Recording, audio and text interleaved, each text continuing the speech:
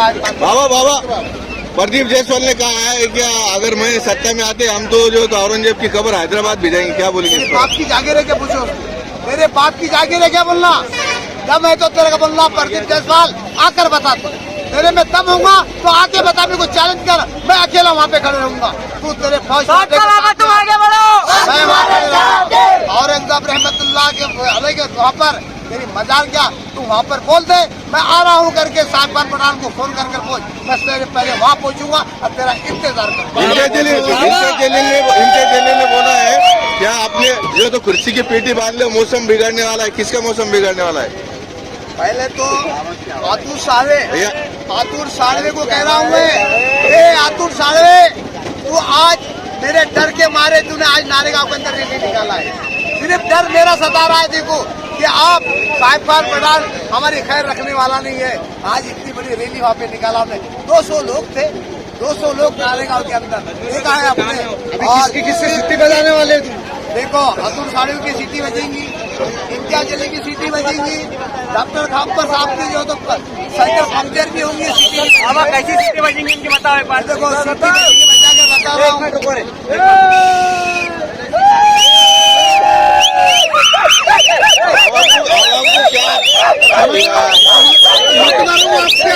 आवाम को क्या अपील करेंगे? तमाम मेरी पूर्व की जनता से मेरी अपील है, मैं वादा करता हूँ तमाम वो काम करूँगा, पानी की समस्या, स्कूल का मसला, बेरोजगारी की काम करूँगा और सबसे ज्यादा पानी का मसला सॉल्व करूँगा। आपको 2 दिन के 1 दिन पानी दिलाऊंगा, ये मेरा वादा है। स्कूल का कॉलेज का काम करूँगा। आने वाले 30 तारीख को यानी 12 नंबर बटन सीटी के ऊपर जो है तो आप दबाइए और फुल तादाद के अंदर मुझे कामयाब।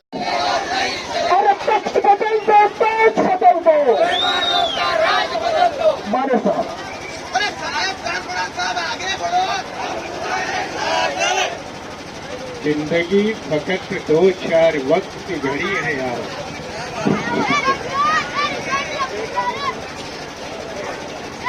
जिंदगी फकत 2-4 वक्त की घड़ी है यारो। ये न समझो कि सारी उम्र पड़ी है यारो। अपने तारीख मकान से बाहर तो झांको, साहब खान पठान की ताकत कर पे खड़ी है यारो। बहुजन रिपब्लिकन सोशलिस्ट पार्टी औरंगाबाद शहर के तमाम पार्टी के साथियों के माध्यम से बीआरएसपी उम्मीदवारों के समर्थन में आज यहाँ नारेगांव के इलाके में आयोजित इस विशाल जनसभा में आप बड़ी तादाद में सभी उपस्थित भाइयों और बहनों, चुनावी माहौल, चुनावी डंका बज चुका है। सुबह शाम टेलीविजन, रेडियो, न्यूज़पेपर में खबरें आती रहती है। कौन क्या कहता है आप सभी जानते हैं। विकास के बड़े बड़े दावे करने वाले लोगों की कोई कमी नहीं है। उनको एक सवाल सीधा पूछ लो कि अगर आपने पूरे औरंगाबाद शहर का, पूरे महाराष्ट्र का अगर बड़ा विकास किया है तो औरंगाबाद में अभी भी पीने का पानी क्यों नहीं मिलता, इसका जवाब देना चाहिए। क्या इसका जवाब यहाँ के मेंबर ऑफ पार्लियामेंट दे सकते हैं? क्या इसका जवाब यहाँ के एमएलए दे सकते हैं? क्या यहाँ के जो मिनिस्टर बनके सेंट्रल गवर्नमेंट में बैठे हैं, राज्य सरकार में बैठे हैं, क्या इसका कोई जवाब दे सकता है? और ये बड़े बड़े दावे करते हैं और लंबे लंबे हाथ कर एक उत्तर प्रदेश का भगवाधारी यहाँ आता है और पानी की बात नहीं करता है, स्कूल की बात नहीं करता है, रोजगार की बात नहीं करता है, तालीम की बात नहीं करता है। बात किसकी करता है? भाई बटेंगे तो कटेंगे, बटेंगे तो कटेंगे। और वो भगवादारी बात करे हम समझ में आता है, क्योंकि वो भगवादारी है। लेकिन देश का प्रधानमंत्री भी इस लिहाज से अपनी बात रखते हुए यही कहता है, एक रहोगे तो सेफ रहोगे। क्या चुनाव आयोग को यह दिखता नहीं? क्या देश का प्रधानमंत्री किसी एक समुदाय को लेकर टारगेट बनाकर क्या अपनी बात रख सकता है? भारतीय चुनाव आयोग इस देश में निष्पक्ष चुनाव करने की जिम्मेदारी अपने कंधों पर लेकर संवैधानिक जिम्मेदारी निभाता है। तो चुनाव आयोग प्रधानमंत्री के इस वक्तव्य पर बैठा चुप है। कोई भगवादारी आकर कहता है कि बटोगे तो कटोगे। अरे भाई, कौन काटने वाला है तुमको? किससे डरते हो? और अगर डरने की औकात तुम्हारी है तो सत्ता छोड़ के यहाँ से रफा दफा हो जाओ। तुम्हें सत्ता में बैठने का कोई अधिकार नहीं है। लेकिन सत्ता में कौन बैठते हैं? महाराष्ट्र में 2.5 साल से कौन बैठे? जो इनकम टैक्स को डर गया वो बैठ गया, ईडी को डर गया वो बैठ गया, इनकम टैक्स को डर गया वो बैठ गया। दिल्ली में भी वही, महाराष्ट्र में भी वही। और इन लोगों के बारे में बुरा मैं क्या कहूं? बुरा कहकर अपनी जुबान गंदी नहीं करना चाहता, लेकिन इतना तो जरूर कहूंगा कि भाई जुल्म का पेट एक दिन फटेगा जरूर, गरीबों का हक एक दिन फटेगा जरूर। नापाक होती है कुत्तों की दोस्ती, काटेगा नहीं तो चाटेगा जरूर।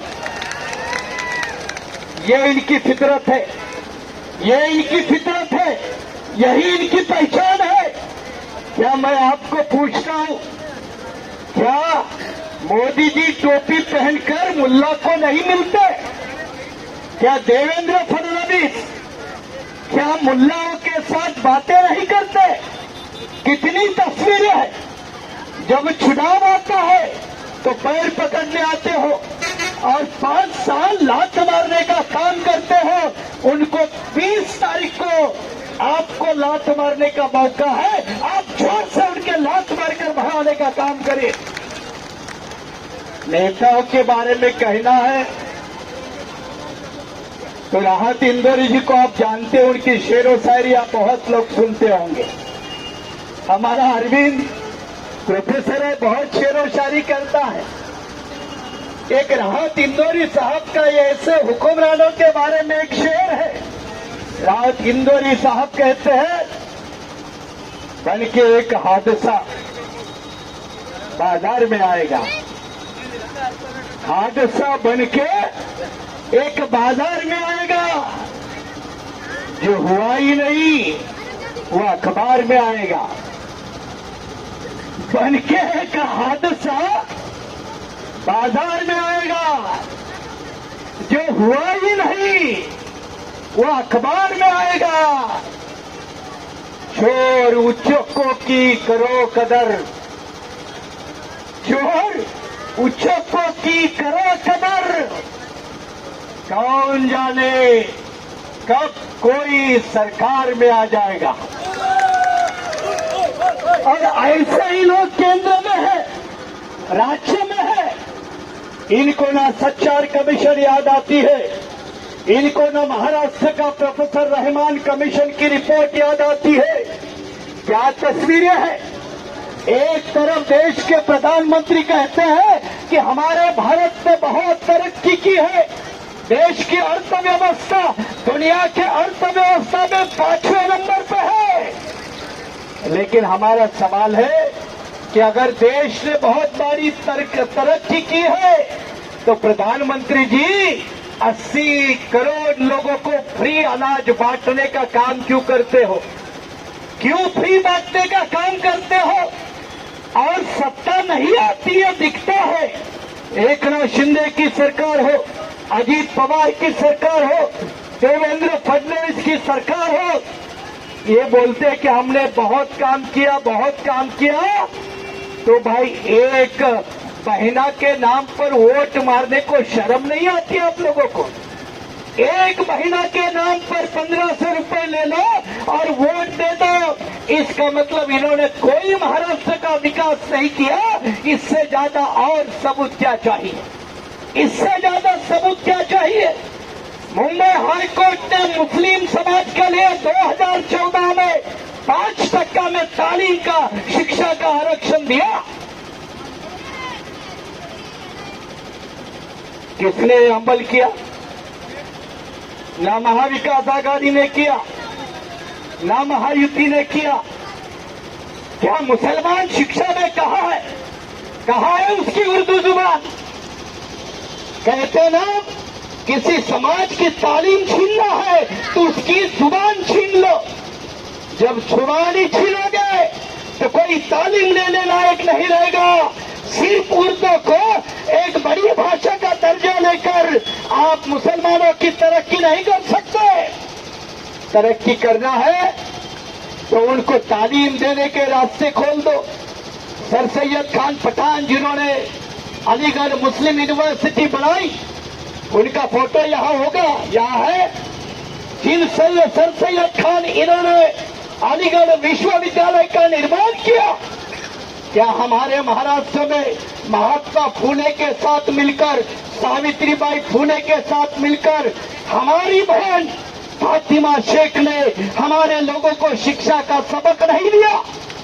अगर फातिमा शेख हमें महाराष्ट्र में शिक्षा का सबक देती है, सावित्री फूले जैसी, तो हमारे मुस्लिम समाज के बंदों को ये नारेगांव में ढंग से पढ़ने के लिए एक स्कूल नहीं है, एक स्कूल नहीं है। स्मार्ट सिटी के नारे बहुत हो गए। हमारे खान साहब ने कहा कि मुझे चुन के दे दो, नारेगांव को ही मैं स्मार्ट सिटी बनाकर छोड़ता हूँ। नारेगांव को ही स्मार्ट सिटी बनाना है, क्योंकि नारेगांव उनका इलाका है और यहाँ हमारे मुस्लिम भाई, दलित भाई, ओबीसी, इनकी एक अच्छी तादाद है, अच्छी जनसंख्या है। और अच्छी जनसंख्या है तो साहब खान पठान जैसे लोगों को चुनने में कोई दिक्कत नहीं होनी चाहिए, उनको चुनकर आने में दिक्कत नहीं आनी चाहिए। और हमें अपने नुमाइंदे क्यों चुनने चाहिए? क्यों चुनने चाहिए? महाराष्ट्र में महाविकास आघाड़ी ने लोकसभा में एक भी मुस्लिम कैंडिडेट नहीं दिया। सारे मुल्ला मौलवी मिले, महाविकास आघाड़ी के नेताओं को मिले, शरद पवार से मिले, उद्धव ठाकरे से मिले, कांग्रेस वालों से मिले। इन्होंने कहा लोकसभा में हम कोई सीट नहीं छोड़ेंगे, विधानसभा में देखेंगे। उसके बीच में विधान परिषद का चुनाव हुआ, विधान परिषद में भी एक भी मुसलमान को एमएलसी नहीं बनाया। क्यों भाई? हमारे वोट चाहिए, हमारे दलितों के, पिछड़ों के, ओबीसी के, मुसलमानों के सिर्फ वोट चाहिए। और हमारे वोट लेकर तुम राजा बनोगे और हम हमेशा के लिए वोटर बनते रहेंगे, तो ये प्रजासत्ताक, ये लोकतंत्र किसके लिए है? क्या लोकतंत्र में मैं जिंदगी भर वोटर रहूंगा और तुम हमेशा सरकार में रहोगे? ये कौन सा लोकतंत्र है? ये भी हमारा बुनियादी सवाल है। इसीलिए हमारी जो आघाड़ी है वो आघाड़ी का नारा है, जिसकी जितनी संख्या भारी उतनी उसकी हिस्सेदारी, उतना हिस्सा उसको मिलना चाहिए। आप पूरे महाराष्ट्र की तस्वीर देख लीजिए। जेडपी के अध्यक्ष होते हैं, कितने मुसलमान समाज के लोग जिला परिषद के अध्यक्ष हैं, तालुका पंचायत के अध्यक्ष हैं, जो बाजार की मंडी होती है, सब्जी मंडी, उसके अध्यक्ष होते हैं, कितने मुस्लिम समाज के हैं। जब हक मारा जाता है तो हक के लिए लड़ना कोई गुलाम गलत नहीं होता। अपने हक और हकूक के लड़ने के लिए जंग भी करना कोई गलत नहीं होता। और हमें बाबा साहब अम्बेडकर ने संविधान के माध्यम से अपने हाथ में वोट का हथियार देकर जंग लड़ने को सिखाया है। इसी जंग का प्रयोग आने वाले 20 तारीख को हमें करना है। आप समझोगे कि भाई हम कैसे जंग लड़े। और बाबा साहब अम्बेडकर ने संविधान सभा में कहा था कि भविष्य में दबे कुचले लोग, अकलियत समाज के लोग ये लड़ाई अपने वोटों के माध्यम से लड़ेंगे। कांग्रेस नेता ने कहा बाबा साहब यह नहीं होगा, आपके लोग लड़ नहीं पाएंगे, उनके वोट हम खरीदेंगे, उन लोगों को खरीदेंगे, हम अपनी सरकारें बनाएंगे। बाबा साहब आपके लोग कभी सरकार नहीं बना पाएंगे। और बाबा साहब ने जवाब दिया था, उस कांग्रेस के नेता को कहा था कि तुम जो कह रहे हो वो सच है, लेकिन जिस दिन मेरे लोग अपनी वोट की कीमत पहचानेंगे, अपने वोट का सही इस्तेमाल करेंगे और सही वोट का इस्तेमाल करके अपना हुक्मरान जो पैदा करेंगे, तब दुनिया में तुम्हारे इतना बड़ा भिखारी कभी पैदा नहीं होगा। ये बाबा साहब ने अपने लोगों को समझाते हुए कहा था। तो इन तमाम बातों को जब ध्यान में हम रखते हैं, तो आने वाले 20 तारीख को हमने वोट का सही इस्तेमाल करना चाहिए। हमारी सब अन्ना और हम सारे लोग, कोई टाटा बिरला की औलाद नहीं है, कोई अदानी अंबानी के बलबूते पर राज नहीं करते हैं। मोदी अंबानी के बलबूते पर राजनीति करता है, मोदी अदानी के बलबूते पर राजनीति करता है। इसलिए देश की सारी जल जमीन जंगल अदानी को बेचने में लगा है।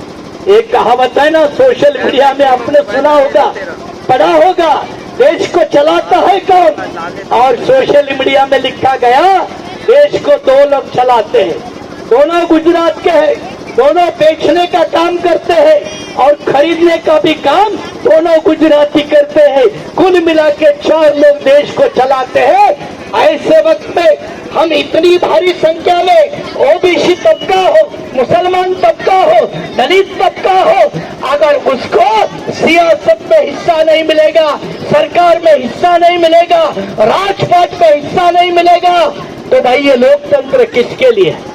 गुरु गोविंद सिंह की बात आप तो जानते होंगे। गुरु गोविंद सिंह जिन्होंने सिखों का एक नई लड़ने की ताकत दी, एक जज्बा दिया। गुरु गोविंद सिंह एक फेमस उनकी कहावत है, वो कहते हैं कि दुनिया में सब कुछ मांग के मिल सकता है, मांग के सब कुछ मिलेगा, लेकिन राजपाट नहीं मिलता, मान सम्मान नहीं मिलता है। इसलिए गुरु गोविंद सिंह ने कहा कि अगर दुनिया में मान सम्मान लेना है, राजपाट लेना है, तो वो छीन के लेना पड़ता है, मांग के नहीं मिलता। और छीनने का ही मौका चुनाव होता है। चुनाव अपने वोट 100-200 रुपए बेचने का मौका नहीं है, अपना कीमती वोट बेचने का मौका नहीं है, नालायक नेताओं को पैदा करने का मौका नहीं है, गलत नेताओं को पैदा करने का मौका नहीं है। तो साहब खान पठान जैसे सच्चे लोगों को नेता बनाने का मौका है, वो हमारे हाथ से छोड़ना नहीं चाहिए, अपने हाथ से ये मौके नहीं जाने चाहिए। और इसीलिए हम लोगों ने प्रयास करके, हमारे साहब खान पठान यहाँ है, पश्चिम में हमारे अरविंद कांबले है, ग्रामीण में हमारे शिंगारे जिला अध्यक्ष है, हमारे दूसरे दाती पटेल जी औरंगाबाद के दूसरे हिस्से में, और इसलिए ये लगभग सारे उम्मीदवारों की चुनाव निशानी सीटी है। मुझे लगता है अरविंद की खाली अकेले की क्या है, ट्रम्पेट है। ट्रम्पेट मतलब तुतारी बोलते हैं, तुतारी समझते हैं ना, ट्रम्पेट, तो उनकी खाली ट्रम्पेट है, बाकी लोगों की सीटी है। तो बीआरएसपी की सीटी का इस्तेमाल करो, आरक्षणवादी आघाड़ी के सीटी का इस्तेमाल करो और बाकी लोगों की सीटी बजाने का काम करो। यही पैगाम देने के लिए आज हम आपके बीच पहुंचे हैं। ये आरक्षण आघाड़ी इसलिए है कि ये सिर्फ आरक्षण का मतलब ही है कि हमें सिर्फ आरक्षण देने लेने वाले नहीं बनना है, बल्कि हुकूमत के सहारे आरक्षण देने वाले भी बनना है। ये भी ध्यान में रखना चाहिए। आरक्षण सिर्फ मांगना ही हमारा काम नहीं है, बल्कि आरक्षण देना भी हमारा काम है। और आरक्षण कौन देता है? हुक्मरान देता है। आरक्षण कौन दे सकता है? सत्ता में बैठा हुआ आदमी दे सकता है। आरक्षण कमजोर आदमी नहीं दे सकता, उसके लिए मजबूत होना जरूरी है। और ये मजबूत होने का तरीका ये आने वाला चुनाव है। और इसलिए मेरी सभी आपके साथियों से एक पुरजोर अपील है कि ये अकलियतों की लड़ाई अब आधुनिक समय में, वर्तमान समय में वोटों के माध्यम से लड़नी होगी। और इसलिए आपसे मेरी एक बहुत बड़ी अपील है, नम्रता पूर्वक एक अपील है कि अपने वोटों का किसी भी तरह से सौदा नहीं होना चाहिए, अपने वोट नहीं बचने चाहिए। और ये वोटों के सहारे हमारे उम्मीदवार आने वाले 20 तारीख को इतने वोट ले ले कि 23 तारीख को जब ईवीएम मशीन खुलेगी तो ईवीएम मशीन खुलने के बाद हमारे साहब खान पठान की सिर्फ और सिर्फ सीटी बजनी चाहिए, बाकी कुछ नहीं बजना चाहिए। यही आपसे अपील करते हुए मैं आपसे रुखसत लेना चाहूंगा और यही अपील करते हुए तमाम हमारे सारे उम्मीदवार, ये सारे उम्मीदवारों को आप बड़ी भारी वोटों से जिताएंगे, यही अपील करते हुए आज की सभा में आरक्षणवादी आघाड़ी के नेता प्रकाश चंद्र शेटवे जी, हमारे आगरी समाज के नेता पांडल जी और ये सारे लोग आज के सभा में मौजूद हैं। इनका एक बार तालियां बजाकर इनका शुक्रिया अदा करें और आने वाले 20 तारीख को आपको सीटी के सामने बटन दबाए, यही अपील करते हुए आपसे रुखसत लेता हूं। जय भीम, जय भारत।